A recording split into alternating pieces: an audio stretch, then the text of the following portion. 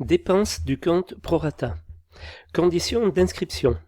Les inscriptions au compte prorata doivent être justifiées par les entreprises prestataires au moyen de factures ou d'attachements qui sont établis en 3 exemplaires, l'un pour le créancier, les 2 autres pour la personne chargée de la tenue du compte prorata. Chaque entrepreneur renonce expressément à demander le paiement des factures qu'il n'aurait pas produites à la personne chargée de la tenue du compte, dans un délai de 2 mois à compter de la réalisation de la prestation et au plus tard 15 jours après la réception des travaux. Imputation au compte prorata. Les dépenses imputées au compte prorata comprennent les frais de la main-d'œuvre d'exécution de l'entreprise, les frais de matériel, les fournitures rendues chantier au prix facturé à l'entreprise, les prestations réalisées par des tiers. Chacun de ces postes est calculé soit sur la base de justifications détaillées.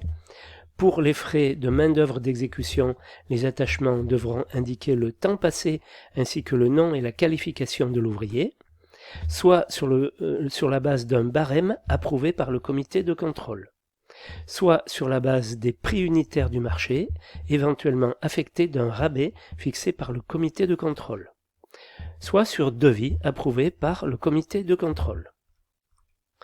À chacun des postes évalués sur la base des justifications détaillées, il sera appliqué un coefficient multiplicateur arrêté dès le démarrage du chantier en accord entre les entrepreneurs.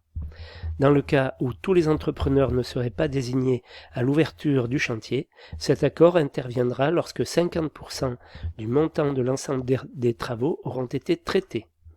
À défaut d'accord entre les entrepreneurs, ce coefficient sera fixé par le comité de contrôle. Au montant des dépenses ainsi calculées, l'entreprise prestataire ajoutera l'imputation de la TVA au taux applicable. Gestion et information. Le montant des factures présentées par chaque entreprise prestataire est porté à son crédit dans le compte de répartition établi par la personne chargée de la tenue du compte prorata.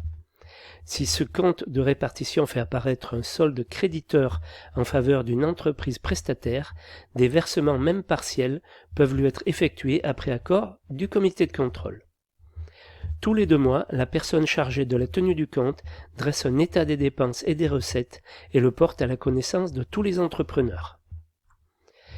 Solde et répartition définitive. Le solde du compte prorata et sa répartition définitive sont établis après la réception des travaux par la personne chargée de la tenue du compte.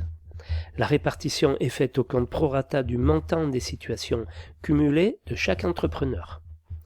Toutefois, pour certaines dépenses expressément énumérées, une règle de répartition différente peut être établie par les documents particuliers du marché ou par accord intervenu entre l'ensemble des entrepreneurs participant au chantier.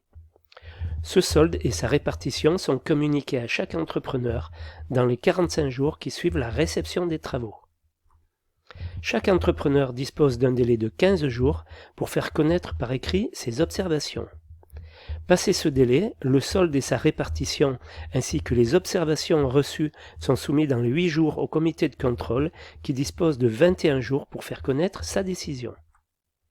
Ensuite, la personne chargée de la tenue du compte prorata émet les factures ou les avoirs au débit ou au crédit de chaque entreprise.